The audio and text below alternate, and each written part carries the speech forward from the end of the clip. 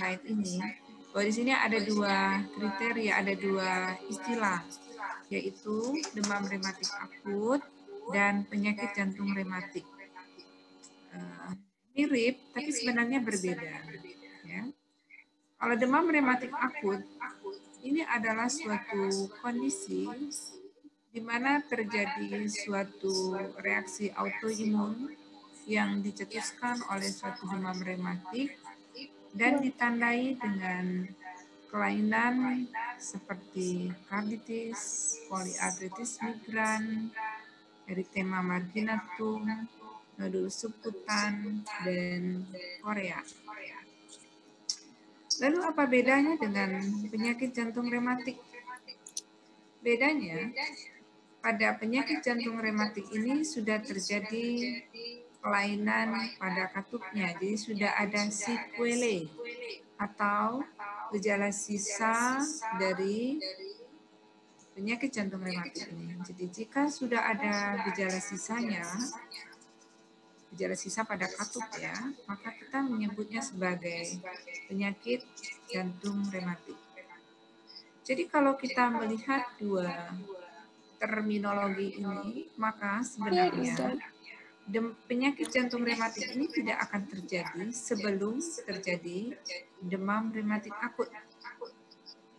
Jadi akan ada dulu demam rematik akut, lalu tidak sembuh, tidak dikenali, tidak terdeteksi, sehingga proses penyakitnya berjalan terus, akhirnya dia menjadi penyakit jantung rematik.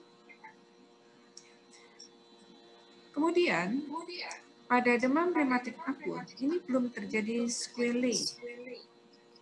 Ya, katup jantungnya masih bagus. Berbeda halnya dengan penyakit jantung rematik. Sequelae itu terletak pada katup jantungnya. Jadi sequelae-nya bisa berbentuk robek, ya. Kemudian bisa terjadi kalsifikasi, mengeras, kemudian bisa terjadi kolaps. Itu semua adalah bentuk-bentuk dari sequelae akibat dari demam rematik akut. Jadi sampai di sini dulu dua istilah ini kita bedakan, ya. Jadi kalau kita melihat dari dua terminologi ini, maka demam rematik akut ini akan bisa berlanjut menjadi penyakit jantung rematik, atau penyakit jantung rematik tidak akan terjadi tanpa didahului oleh demam rematik akut. Jadi ini implikasinya. Ya. Kita akan lanjutkan bahwa penyakit jantung rematik ini adalah suatu kelainan yang bukan ada sejak dia lahir. Tidak. Anak-anak ini lahir jantungnya normal, tapi pada umur tertentu dia mengalami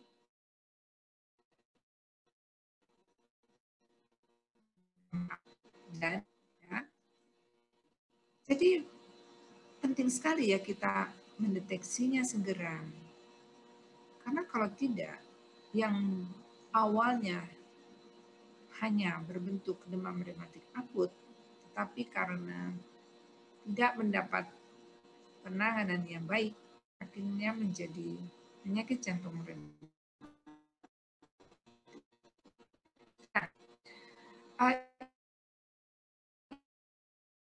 Ini kita bisa lihat, dan kalian juga lihat, ini adalah katup jantung.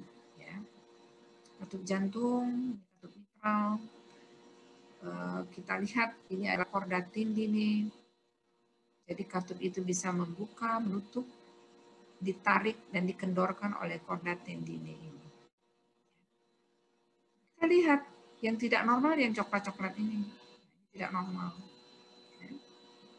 Ini yang disebut dengan vegetasi. Vegetasi. Kayak apa ya? Kutil.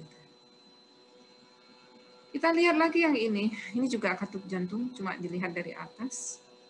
Ya. Kita lihat bahwa katupnya sedang membuka, tetapi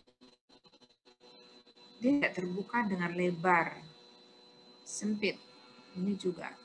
Katupnya tidak terbuka dengan lebar. Ya, ini sudah terjadi kalsifikasi, yang mengeras, sudah inkalsifikasi yang mengeras. Yang normal yang seperti ini.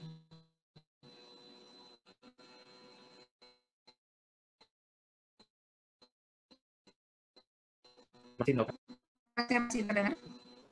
Oke. Jadi inilah catatannya yang tadi saya sudah jelaskan sebelumnya, ya.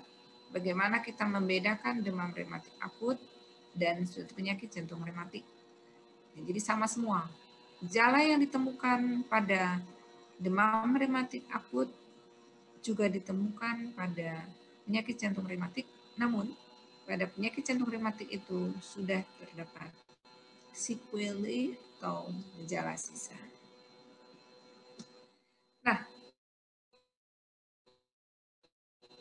kalau kita lihat perjalanannya, nggak mungkin ujuk-ujuk langsung menderita demam rematik akut. Tetapi dia akan diawali dengan suatu infeksi Streptococcus beta hemolyticus di daerah faring. Jadi akan terjadi suatu faringitis.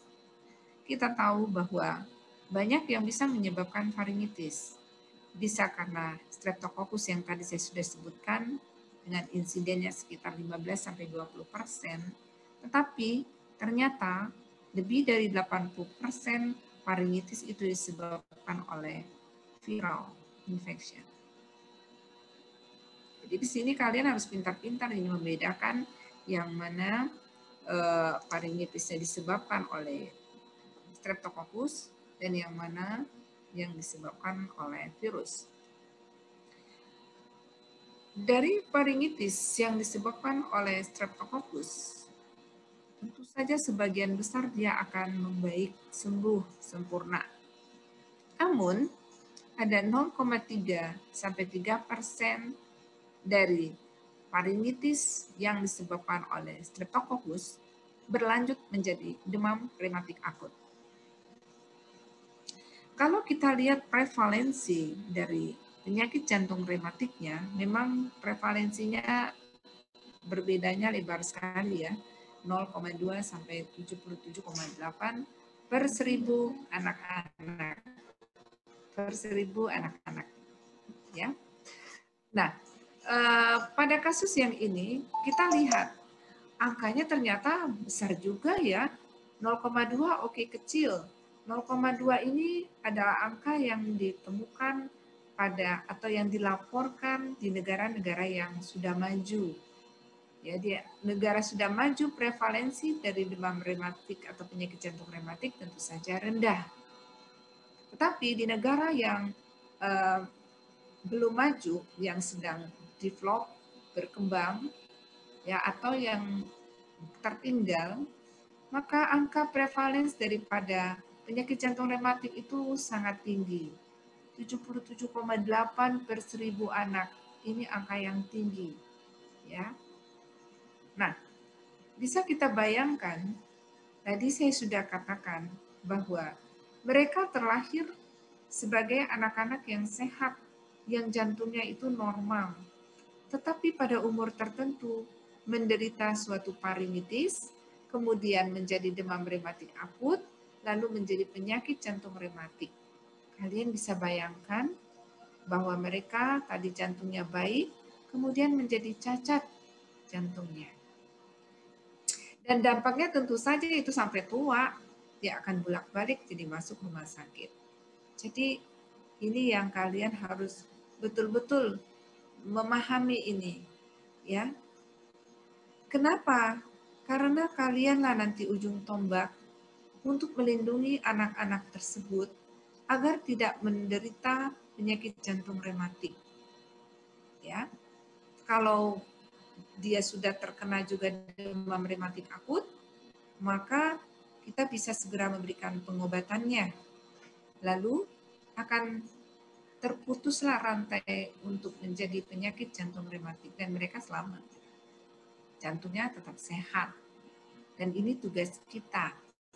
Dan ini malah tugas kalian sebagai dokter umum. Pertanyaannya, bagaimana dok kita bisa tahu bahwa kasus yang kita hadapi ini adalah kasus dengan demam rematik akut?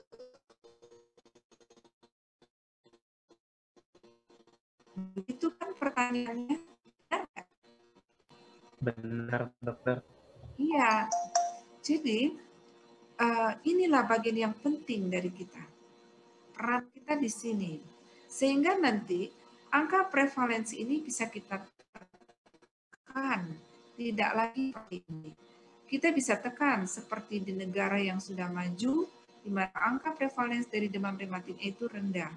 Ya, kok bisa begitu di negara maju angka prevalensi demam rematiknya atau penyakit jantung rematiknya rendah? Jelas sekali. Kenapa? Karena kita tadi lihat bahwa demam rematik akut tidak terjadi ujuk-ujuk gitu saja, tapi dia akan didahului dengan faringitis, suatu infeksi di daerah faring yang disebabkan oleh Streptococcus beta hemolyticus. Jadi inilah yang menyebabkan kenapa prevalensi di negara yang belum berkembang itu prevalensinya tinggi. Karena Streptococcus ya menyebabkan faringitis, tentu saja ini berhubungan dengan higienis dari lingkungannya. Jadi bagaimana lingkungan sekitar itu semuanya bersih, tidak ada Streptococcus, ya orang tidak akan mengalami faringitis karena Streptococcus. Jadi ini bagian yang penting, ya, yang kita harus menyadari sebagai petugas kesehatan, dan kalian nanti akan menjadi dokter umum yang akan berada di garda terdepan. Tentu kalian akan menjadi ujung tombak yang ikut berperan di dalam menurunkan angka kejadian dari penyakit jantung rematik. Kembali lagi ke tadi yang saya katakan, bagaimana dok kita bisa tahu bahwa ini yang kita hadapi adalah suatu demam rematik akut?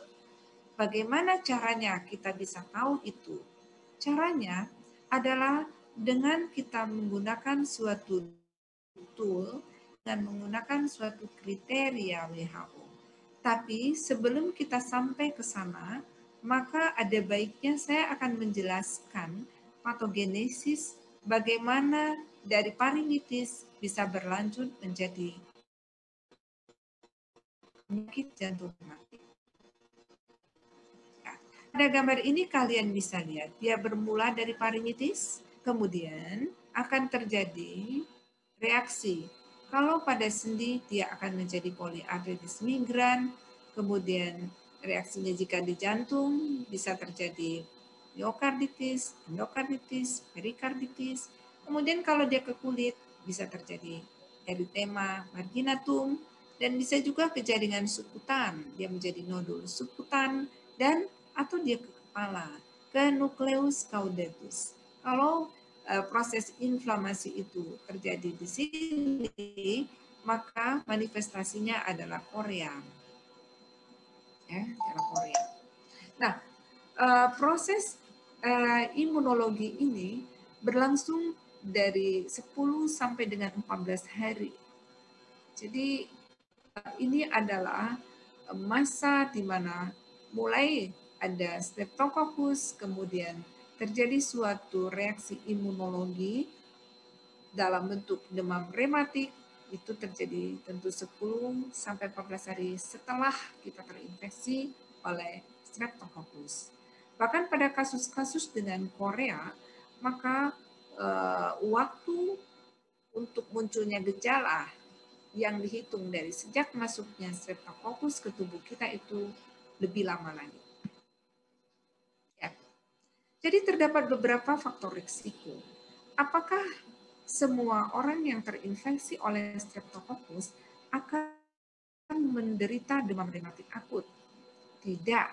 Tadi kalian sudah lihat bahwa hanya 0,3% dari kasus-kasus faringitis yang disebabkan oleh Streptococcus yang akan berlanjut menjadi demam rematik akut. Dengan kata lain bahwa tidak semua orang yang mengalami faringitis akan menderita demam rematik akut. Kalau begitu pertanyaannya, ada apa? Jawabannya adalah adanya faktor risiko. Ya, kenapa seseorang mempunyai kans yang lebih besar untuk menderita demam rematik akut dibandingkan orang yang lain? Itu disebabkan karena ada faktor risiko. Faktor risikonya itu bisa ini, dalam keluarganya memang ada riwayat menderita demam rematik akut. Yang kedua adalah faktor genetik. Ternyata ini termasuk penyakit genetik juga, ya. Yang ketiga, faktor sosial ekonomi. Kemudian usia. Usia ini bisa terjadi umur 6 sampai 15 tahun. Kalau ada yang nanya, apakah bisa bayi baru lahir menderita demam rematik akut? Tidak, dari patogenesisnya itu tidak terjadi. Jadi rata-rata terjadinya di umur 6 sampai 15 tahun dan yang paling banyak adalah pada usia 8 tahun ke atas. Jadi ini betul-betul merupakan suatu health system related factor. Ya, jadi dia saling berhubungan, bukan karena disebabkan oleh satu faktor saja. Oke, sampai di sini apakah bisa mengikutinya? Bisa, dokter. Apakah suara saya masih terdengar dengan jelas? Masih, dokter, masih jelas sekali. Ya, baik, kita akan lanjutkan. Saya mencoba untuk menjelaskannya tidak terlalu cepat agar apa yang disampaikan ini bisa langsung kalian serap, ya. Sehingga setelah selesai kuliah atau topik IT pada hari ini, maka targetnya itu kalian mengerti apa sih demam rematik akut, seberapa pentingnya si demam rematik akut. Tadi saya sudah jelaskan kenapa dia menjadi penting, ya. Kemudian bagaimana cara kita mengenalinya. Ini adalah target yang harus kamu dapatkan hari ini. Jadi setelah mengikuti kuliah saya ini, 3 pertanyaan tadi mestinya kalian menjadi tahu semua. Sehingga ini nanti bisa kalian pakai ketika kalian sudah menjadi dokter di lapangan. Ya, kita akan lanjutkan. Ini adalah patofisiologi dari bagaimana si Streptococcus beta hemolyticus itu sampai menimbulkan demam rematik akut. Kita tahu bahwa struktur daripada Streptococcus itu terdiri dari beberapa lapis, ya, yang menyebabkan timbulnya suatu reaksi autoimun pada manusia adalah karena adanya komponen dari dinding sel ini. Jadi dinding sel ini dia terdiri dari bagian luar, bagian tengah, dan bagian dalamnya. Ya, di bagian luar ini terdapat struktur protein M. Jadi dinding selnya di arsitek atau desain dari dinding selnya itu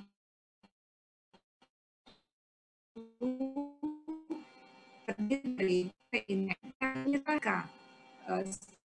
Streptococcus ini masuk ke dalam tubuh manusia.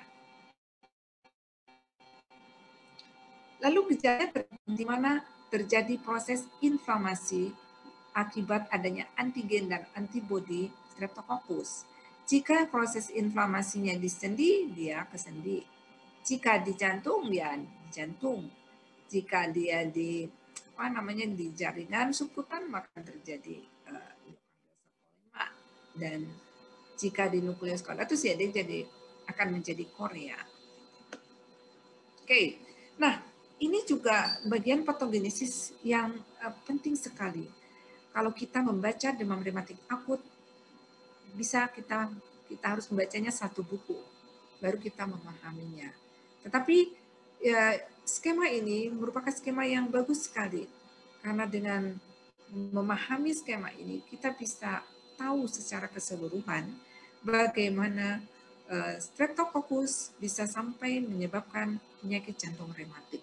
Jadi kalian lihat di skema ini, ya pada orang-orang yang tertentu, ini tadi yang saya katakan, orang-orang yang mempunyai faktor risiko tadi, ya, yang mengalami infeksi Streptococcus, apalagi kalau sampai dia berulang-ulang, maka akan terjadilah suatu reaksi dari tubuh kita, yaitu reaksi antara Streptococcus dengan tisu atau jaringan dari host.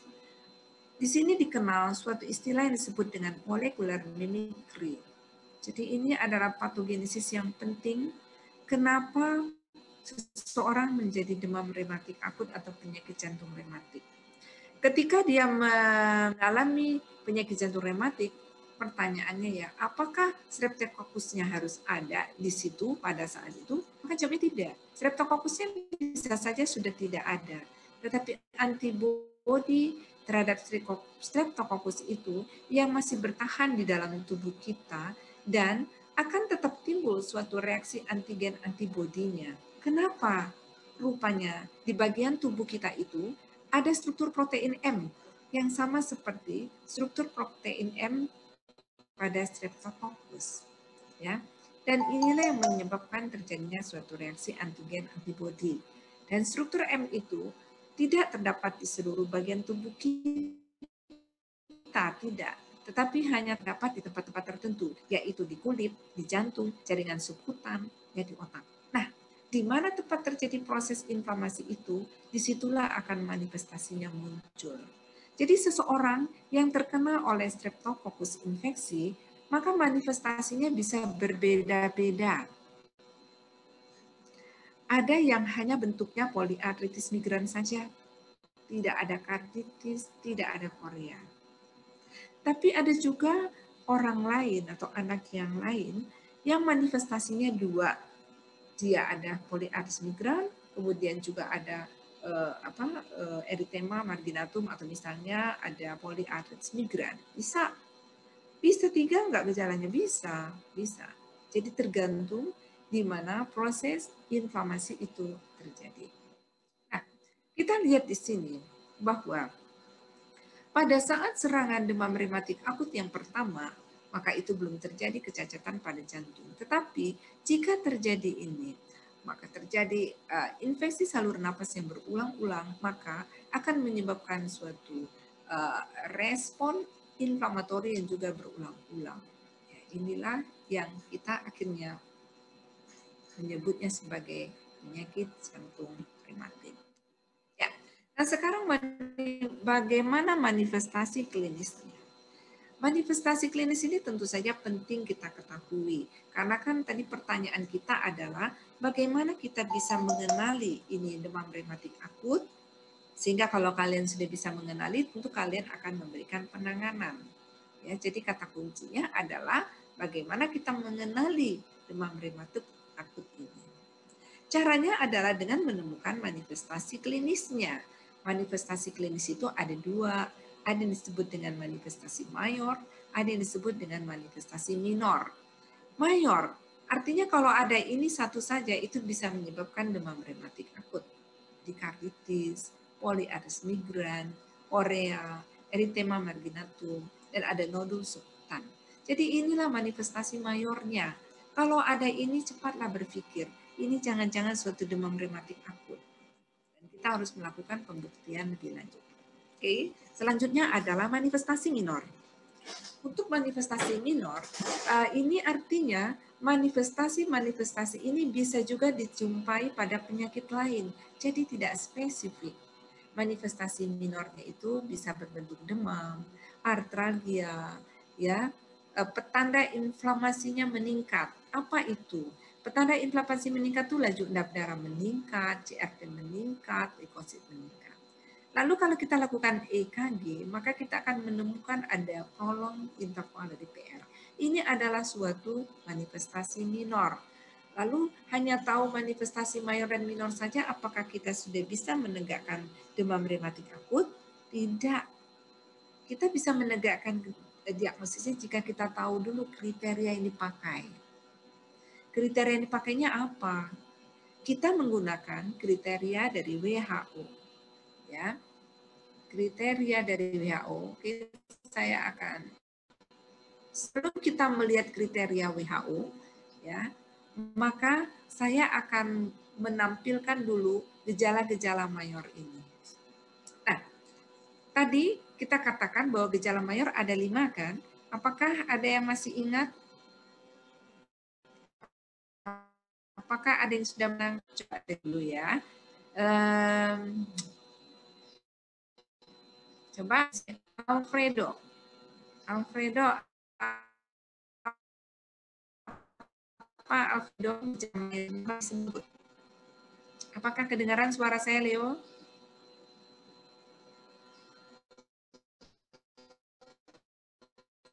Apakah dengar? Oke, Alfredo lagi gejala mayornya.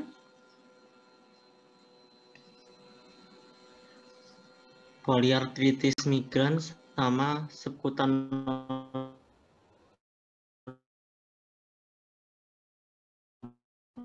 nodul, Dok. Saya tadi mengatakan saya akan mengajarnya pelan-pelan supaya kalian langsung nangkepnya, dan setelah selesai kuliah ini kalian sudah langsung bisa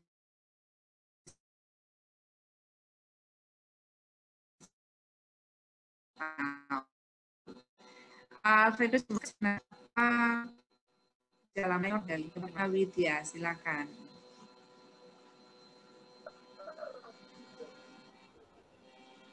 Ada nggak nih Marena Widya? Ada, Dok. Ya.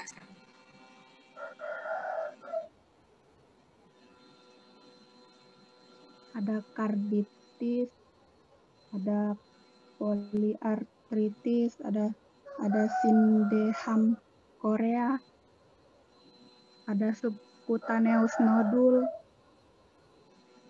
ada nyeri sendi, ada erythema marginatum. 5 ya dapat ya kamu ya? Ya, Dok. Ya, dapat 5 tadi ya? Oke, jadi ada 5 ya, jangan lupa. Nah, saya nggak lupa, nanti saya akan kasih lihat aja ya gambar-gambarnya yang tadi sudah disebutkan temannya. Kita lihat bagaimana sih gambarnya ya. Kita lihat satu-satu dulu, poliartritis migran. Kita lihat dulu yang karditis. Karditis ini rupanya yang paling sering kita jumpai dari gejala mayor. 40-50% angka kejadiannya. Dan dia akan muncul dalam waktu 3 minggu pertama. Ya. Biasanya katup yang terkena pada waktu kena karditis ini yang paling banyak adalah pada katup mitral. Itu yang paling banyak. Tapi juga akan banyak kita jumpai yang dia berkombinasi. Jadi mitralnya juga terkena, katup aortanya juga terkena. Oke, gejalanya bagaimana? Biasanya gejalanya adalah dekom. Jika terjadi karditis, maka bentuknya ada 3. Bisa karditisnya ringan, bisa karditisnya sedang, atau karditisnya berat. Kalau karditisnya ringan, kita hanya mendengar murmurnya aja. Tapi kalau karditisnya sedang, maka kita akan mendapatkan gambaran kardiomegali klinisnya. Dan kalau yang berat, maka kita akan mendapatkan gejala gagal jantung atau dekom. Kemudian yang kedua adalah poliartritis migran. Poliartritis migran ini merupakan suatu manifestasi mayor yang paling sering kita jumpai. Jadi 75% pasien itu datang dengan keluhan poliartritis migran. Kalau begitu kalian benar-benar harus tahu ini poliartritis migran ya, karena dia bisa datang dengan keluhan ini. Jadi dia datang dengan poliartritis migran dan diagnosisnya adalah demam rematik akut. Ya, bagaimana tanda poliartritis migran? Tandanya adalah suatu peradangan pada sendi-sendi kecil, small joint. Jadi bisa di tangannya, bisa di kakinya. Kalau di leher mah jarang. Ya, gejalanya kayak apa? Dia panas, dia merah, dia bengkak. Nggak perlu diaspirasi ya, nggak usah. Jadi nggak perlu diaspirasi. Cuma untuk membuktikan bahwa leukositnya meningkat itu nggak usah. Jadi cukup dengan klinis saja kalian. Kalian bisa lihat sendi-sendi kecilnya tadi akan panas kalau diraba, merah, bengkak, ya, dan fungsiolesi. Fungsiolesi itu apa? Sakit. Jadi kalau itu mengenai jari-jari kakinya, ya, mengenai dengkulnya, ya dia jadi nggak bisa jalan gara-gara kena poliartritis migran. Jadi dari anamnesis itu sangat khas sekali, ya, dan kita akan tahu itu kalau kita gali. Pertanyaannya adalah ada nggak nyeri sendi yang sampai nggak bisa jalan? Itu wajib kita tanyakan kalau kita mencurigai ini? Maka mungkin pasiennya akan menjawab, iya dok, kira-kira 2 minggu yang lalu anak saya ini kakinya sendi-sendinya bengkak, nggak bisa jalan katanya. Nah kalau ada itu, maka cepatlah berpikir bahwa ini suatu poliartritis migran. Mungkin pada waktu dia datang berobat ke kita, itu tanda-tanda sudah tidak ada lagi. Tapi di dalam riwayatnya ada, sehingga kita wajib untuk menanyakannya. Ya, sampai di sini paham? Paham, dokter? Oke, kita lanjutkan. Sekutan nodul merupakan satu bentuk dari gejala mayor, tetapi ini jarang. Ya, kita mendapatkannya hanya 20%. Dan ini biasanya terjadi pada demam rematik yang dewasa. Jadi pada anak-anak ini jarang sekali kita temukan. Tapi walaupun jarang, kita harus tahu subcutaneous rheumatic nodule itu seperti apa. Bentuknya dia bulat, ya berbatas tegas, bisa digerakkan, dan tidak sakit. Ukurannya berkisar antara 0,5 sampai 2 cm. Biasanya dia terletak di daerah ini, tulang-tulang daerah ekstensor tendon. Ya, cari lokasinya. Biasanya di siku, nanti sendi lututnya, ya, di tumitnya, sendi tumitnya.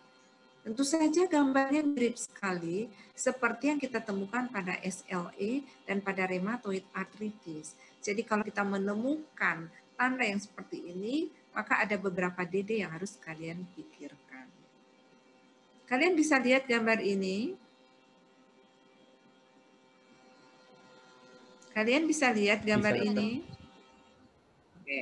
Jadi inilah yang namanya nodul subkutan. Ya, nodul subkutan. Jadi kalau kalian mau tahu apakah pada pasien yang sedang kalian periksa itu ada nodul subkutan, tentu teorinya kalian harus tahu di mana mencari nodul subkutan itu. Harus tahu di mana. Tadi kan saya sudah sebutkan kan, di sendi-sendi. Jadi lihat di sendi ini, sendi lututnya, dekat dengkulnya, ya kemudian bisa juga di sikunya atau di jari-jari tangan dan kakinya. Kemudian yang berikutnya adalah erythema marginatum. Erythema marginatum juga merupakan manifestasi dari manifestasi mayor dari demam rematik akut yang juga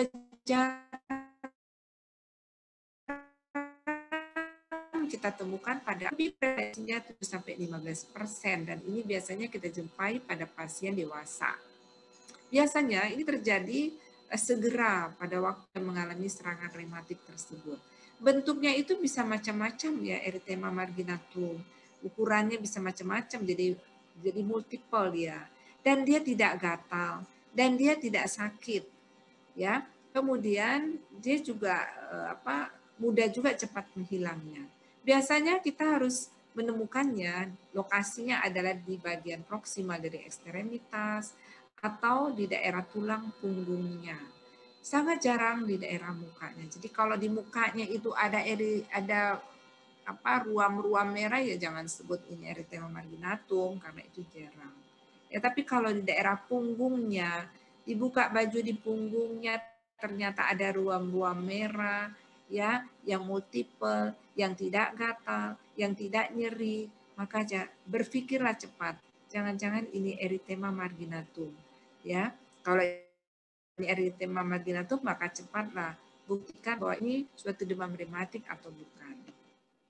Nah, ini adalah contoh yang erythema marginatum. Kalian bisa lihat di sini di daerah punggungnya, kita lihat merah-merah ada ruamnya ya, seperti ini. Oleh karena itu, maka ketika kita memeriksa pasien kita, terutama pasien anak-anak yang bicara tentang anak kan, maka baju dibuka. Jangan periksa cuma di depannya. Lihat belakangnya, punggungnya coba dilihat, apakah ada tanda seperti ini. Karena pasien bisa datang tanpa keluhan. Dia datang mungkin dengan keluhan yang lain. Tetapi kalau kita menemukan ini, maka kita bisa segera akan melakukan suatu screening untuk demam rematik. Sydenham Korea. Jadi Sydenham Korea ini merupakan suatu bentuk manifestasi mayor yang typical, ya, khas, jarang, tapi kalau ada itu khas betul. Prevalensinya bisa 5-36. Ya. Kemudian ini akan muncul pada periode laten yang lama sekali. Jadi dia mengalami infeksi streptococcusnya, kemudian baru mengalami korea setelah 1 atau 7 bulan. Dan karakteristik koreanya ini adalah korea minor. Karena kalian tahu bahwa korea itu ada 2, korea mayor dan minor. Korea minor itu dia akan mengenai otot-otot motorik halus. Sehingga manifestasi klinis yang kalian temukan pada orang-orang yang terdapat Sydenham korea ini adalah dia sulit jalan. Dia sulit ngomong. Dia sulit menulis. Ya. Nah, jadi ini adalah gejala awalnya dari suatu Sydenham korea. Jadi sangat khas sekali pada anak-anak yang berumur sekitar 5 sampai 16 tahun tadi kan ya ininya faktor risikonya. Kemudian yang tadinya dia menulis dengan bagus, tiba-tiba dia menulisnya tidak bagus. Maka hati-hati, jangan-jangan ini ada Sydenham korea. Oke, ini manifestasi klinik yang lainnya tidak terlalu spesifik sehingga tidak menjadi tanda khas untuk suatu demam rematik. Inilah dia cara kita untuk menegakkan diagnosis. Jadi kita menegakkan diagnosis itu menggunakan suatu kriteria. Kriterianya adalah kriteria WHO. Ya, kalau kita lihat di sini, ini mengalami evolusi berkali-kali. Mulai dari tahun 1944 ketika dikenalkan oleh Jones sehingga pada waktu itu dikenal dengan istilah kriteria Jones untuk menegakkan diagnosis demam rematik akut atau penyakit jantung rematik. Tetapi ternyata kriteria Jones yang tahun 44 itu bisa menjadikan diagnosis ini underdiagnosis dan bisa juga membuat overdiagnosis. Lalu dilakukan modifikasi, kemudian dilakukan revisi. Kemudian ada lagi yang namanya di-update seperti ini. Akhirnya sekarang kita gunakan yang WHO 2003. Sebenarnya masih ada lagi ya yang terbaru, tapi untuk saat ini untuk kalian saya masih menggunakan kriteria yang 2003. Sekarang sudah ada lagi satu kriteria lagi di sini, ya. Nah, sekarang kriterianya itu apa sih kriterianya? Kriteria si demam rematik, kriterianya itu adalah kita harus menemukan ada 2 tanda mayor plus 2 tanda minor. Harus ada 2 mayor. Kalau ada 2 mayor ya sudah cukup. Plus bukti infeksi streptococcus. Atau kalau kita hanya menemukan 1 mayor, maka kita harus mencari 2 tanda minor dan ada bukti infeksi streptococcus. Itulah kriteria untuk menegakkan suatu demam rematik. Ya, tentu saja kriteria ini tidak bisa kita gunakan untuk kasus dengan Korea. Karena pada kasus dengan Korea, artinya kita hanya menemukan Korea saja ya, maka kita bisa jadi tidak menemukan ada infeksi streptococcus lagi. Jadi di sini bukti infeksi streptocockusnya kita tidak perlukan. Dengan kita menemukan ada Korea saja, tapi tidak terbukti infeksi streptocockusnya, maka diagnosis pun tetap dapat ditegakkan. Ini adalah beberapa diagnosis bandingnya. Kemudian ini adalah bagian yang penting juga untuk kalian. Ya. Begitu kita sudah menegakkan diagnosis demam rematik akut, maka inilah manajemennya. Harus bed rest, diberikan antimikrobial terapi. Kita harus melakukan eradikasi si streptococcus ini. Kemudian kita akan melakukan supresi dari proses inflamasinya. Lalu jika ada heart failure karena ada karditis berat, manifestasi klinisnya tentu gagal jantung, maka ada tata laksana gagal jantung. Kemudian kalau manifestasinya Korea, tentu ada penanganan khusus untuk Korea. Nah, inilah medical management untuk suatu demam rematik akut atau penyakit jantung rematik. Ini adalah patokan berapa lama seseorang yang menderita demam rematik akut harus beristirahat. Ya. Karena tadi kalau kalian ingat slide saya sebelum ini, salah satu dari manajemen untuk suatu demam rematik akut adalah istirahat. Nah, kalian bisa dilihat di sini. Jika pasien itu datang ke kita dalam keadaan ada severe carditis, artinya dia datang dengan dekom. Dia demam rematik akut atau penyakit jantung rematik lalu dekom datang ke kita. Maka bayangkan ya, dia harus istirahat itu selama 2 sampai 4 bulan. Kemudian dia baru bisa melakukan ambulasi di dalam rumah 2 sampai 3 bulan. Lalu untuk dia kegiatan di luar rumah 2-3 bulan. Baru full aktivitasnya lagi kalau semua gejala itu sudah hilang. Jadi kalau kita total ini bisa mau berapa ini? 1 tahun ya? 4 tambah 2, 6 tambah 2, 8. Ya. Setengah tahun lebih dia bisa menderita selalu bed rest kalau dia kena demam rematik akut atau penyakit jantung rematik. Padahal kita tahu kan mereka lahirnya normal. Nah, jadi ini esensi lagi untuk kalian bahwa ini tidak akan terjadi kalau diagnosis cepat kita tegakkan. Kalau diagnosis cepat kita tegakkan, maka cepat kita tegakkan itu mulai dari faringitis ya. Mulai dari faringitis kalau kita sudah potong perjalanannya, maka dia tidak akan menjadi demam rematik akut. Kalau dia tidak demam rematik akut, tidak akan mengalami penyakit jantung rematik. Ya. Oke, ini adalah bagian yang penting, memberikan antibiotika. Dan ini kadang-kadang dokter pun suka salah persepsinya. Ya. Ingat bahwa demam rematik akut, penyakit jantung rematik adalah suatu penyakit autoimun yang dicetuskan oleh suatu infeksi Streptococcus. Jadi kita memang harus melakukan ini. Kita harus mengeradikasikannya dengan antibiotika. Ya. Eradikasi. Jadi kita akan memberikan antibiotika, biasanya kita berikan 10 hari kalau kita menggunakan erythromycin. Tapi kalau kita menggunakan benzathine penicillin, maka cukup 1 hari saja. 1 kali itu berarti 1 kali suntik itu untuk mengeradikasi. Apakah cukup sampai di situ saja pemberian antibiotikanya? Tidak. Yang nanti kita lihat berapa lama antibiotika harus diberikan untuk profilaksis. Kalau tadi untuk eradikasi. Nah, tadi kalau kalian memperhatikan di slide saya bahwa manifest atau tata laksana yang kedua adalah melakukan supresi terhadap proses inflamasinya. Ya, tadi saya katakan kan kalau dia bengkak sendinya bengkak, merah, nyeri, ya, nggak bisa bergerak. Itu terjadi proses inflamasi dan kita harus melakukan supresi terhadap proses inflamasi tersebut dengan memberikan obat-obat anti-inflamatori. Mulai dari bentuk yang paling ringan. Kalau dia cuma artralgia saja, dia cuma mengeluh nyeri. Tapi kita lihat kakinya, sendinya oke-oke saja. Maka kita cukup memberikan analgesik. Tapi kalau proses inflamasinya lebih berat dalam bentuk artritis, maka kita harus memberikan salisilat. Dan kalau lebih berat lagi proses inflamasinya, yaitu bentuk yang ke karditis, maka mulailah kita memberikan prednison. Ya, jadi itu kapan kita menggunakan anti-inflamatori di kasus-kasus dengan demam rematik akut atau penyakit jantung rematik.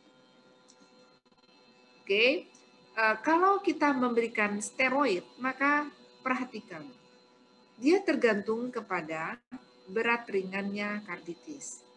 Kalau dia karditis berat, steroid itu bisa kita berikan 2-6 minggu. Ada yang 2 minggu dia memberikan respon. Proses inflamasinya sudah mereda, maka kita bisa langsung melakukan tapering off. Ada yang sampai 3 minggu, ada yang sampai 1 bulan, ada juga yang 2 bulan.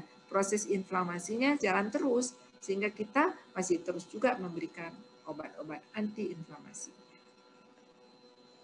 Nah, ini juga merupakan bagian yang penting ya. Kalian bisa lihat bahwa kalau kita lihat perjalanannya, bagaimana mulai si Streptococcus itu menginfeksi tenggorokan, terjadi faringitis, sehingga jika kita melakukan pemotongan jalur ini, kita berarti bukan satu. Nah, seandainya kita tidak tahu ini, lalu pasien sudah masuk ke dalam fase akut rheumatic fever, maka kita masih bisa melakukan secondary prevention. Seandainya ini pun tidak terdetek sama kita dan jatuh ke dalam tertiary prevention. Apa itu tertiary prevention? Yaitu dengan memberikan obat-obatan anti-failure, kemudian melakukan operasi katup jantung, kemudian memberikan antikoagulan. Nah, ini adalah tahapan apa saja yang bisa kita lakukan atau bagaimana caranya untuk mencegah agar anak-anak yang kena demam rematik ini tidak sampai ke sini yang ketiga di bawah ini. Tidak sampai dia gagal jantung, tidak sampai dia mengalami stroke atau endokarditis, dan tidak sampai dia meninggal. Jadi kita lakukan langkah-langkah seperti ini. Oke, yang ini saya lewat. Ini adalah secondary prevention. Tadi saya sudah mengatakan bahwa tata laksana yang pertama memberikan antimikrobial, yaitu melakukan eradikasi terhadap Streptococcus dengan memberikan obat-obat yang tadi saya sudah sebutkan. Tidak sampai di situ saja. Kita masih harus melanjutkan dengan yang namanya secondary prevention. Jadi mencegah agar demam rematik akut itu tidak menjadi penyakit jantung rematik. Caranya dengan memberikan profilaksis, memberikan antibiotik, profilaksis sekunder. Jadi profilaksis sekunder ini tujuannya adalah agar tidak kambuh, mencegah rekurensi. Ya, kita boleh memilih mau kita suntik pakai benzatin, nggak mau disuntik misalnya pakai oral saja boleh, pakai penisilin atau eritromisin. Bedanya kalau yang pakai benzatin kan kita bisa nyuntiknya 3-4 minggu. Tapi kalau kita menggunakan tablet penisilin atau eritromisin, maka ini harus diminum tiap hari. Berapa lama mereka harus melakukan secondary prophylaxis? Itu pertanyaannya. Kita lihat di sini. Inilah waktu yang diperlukan untuk melakukan secondary prophylaxis. Kalian lihat di sini. Jika pasien itu datang dengan kelainan katup jantung, jadi sudah terjadi sequelae, berarti ini sudah penyakit jantung rematik ya, bukan demam rematik akut lagi, maka dia akan minum obat tadi. Dia harus mendapat profilaksis sekunder selama 10 tahun. Atau sampai umurnya 40 tahun. Atau bahkan mungkin bisa seumur hidupnya. Kalian bayangkan, dia harus makan antibiotik. Ya, kalau kalian tidak memahami patogenesis seperti yang tadi saya sudah jelaskan, maka pasti kalian akan termasuk orang-orang yang akan mengatakan juga stop makan obatnya. Nanti kalau kelamaan makan obat, ginjalnya rusak. Nah, jadi boleh milih mau ginjalnya rusak atau mau jantungnya rusak. Kalau kita stop profilaksis sekundernya, maka kelainan pada katup jantungnya akan menjadi bertambah parah dan dia juga akan sampai juga. Itu tadi yang saya katakan, mau pilih jantungnya rusak atau apa. Ya, tentu kita akan memilih jantungnya supaya tidak rusak. Kemudian mengenai ginjalnya, kan tidak semuanya akan menjadi seperti itu. Jadi suatu persepsi yang salah, makan obat terus akan menyebabkan kelainan ginjal. Tidak. Tentu saja nanti kan kita bisa memonitor. Jadi jangan kita membaliknya. Sehingga kita mengatakan, wah stop saja makan obat. Nggak usah makan obat lagi. Nanti ginjalnya rusak. Jadi itu persepsi yang salah. Ya, jadi sampai di sini. Oke, saya kira inilah kuliah kita pada hari ini. Ada pertanyaan, silakan 1-2 pertanyaan saya kasih kesempatan. Dokter izin bertanya, Dok. Silakan. Perkenalkan, saya Raja dari kelas Beta 2019. Izin bertanya, Dok.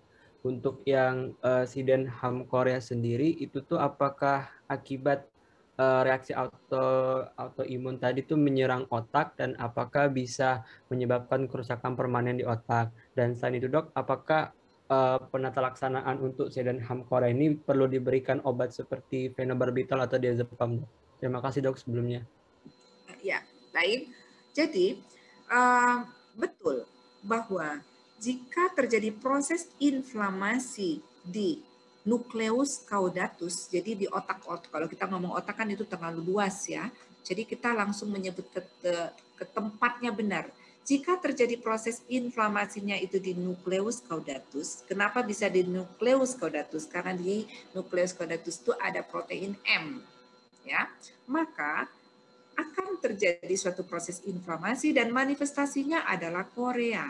Dia akan mengalami korea, akan timbul gerakan-gerakan involunter yang tidak terkendali, nggak bisa dia tahan. Gerakan itu akan muncul. Jadi si anak akan bergerak-gerak kayak orang lagi nari, ya bisa jatuh dari tempat tidur, ya seperti itu. Itu adalah gejala daripada korea. Jadi